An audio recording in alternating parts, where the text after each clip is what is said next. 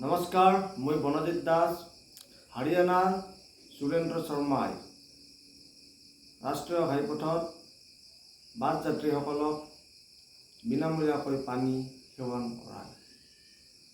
হাৰিয়ানাৰ MP ভূপেন্দ্ৰ হুডাই কয় যে তেখেতে প্ৰতিখন বাছত পানীৰ কেন ৰাখে।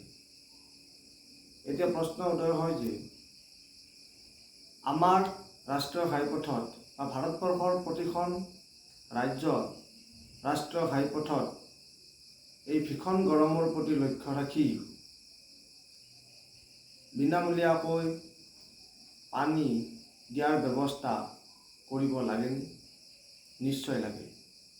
যদি আমি বৰ্তমান পৰিৱেশত চাবলৈ যাওঁ, ভাৰতবৰ্ষৰ বিভিন্ন ৰাজ্যত যথেষ্টখিনি গৰম, বহুত ভীষণ গৰম সৃষ্টি হৈছে। এই ভীষণ গৰমৰ প্ৰতি লক্ষ্য কৰি ভাৰতবৰ্ষৰ প্ৰতিখন ৰাজ্যৰ ঘাইপথসমূহত বাছ যাত্ৰীসকলক পানী, বিশেষকৈ বিনামূলীয়া পানী যোগান ধৰাৰ ব্যৱস্থা কৰিব লাগে। আৰু এনেকুৱা ব্যৱস্থা কৰিলে বাছ যাত্ৰীসকলে যিখিনি ভীষণ গৰমৰ কাৰণে কষ্ট পায় তাৰ পৰা পৰিত্ৰাণ বা সকাহ পাব বুলি মই ভাবোঁ। এইখিনিয়ে মই ক'ব লগা আছিল।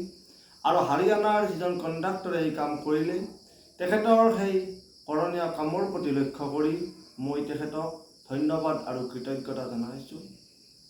আৰু তেখেতৰ এনেকুৱা কৰ্মৰাজিক সঁচাকৈ মই মোৰ তৰফৰ পৰা মানি লৈছোঁ যে এনেকুৱা মানুহ তেখেতে মানৱতাৰ গুণ দেখাই দিলে।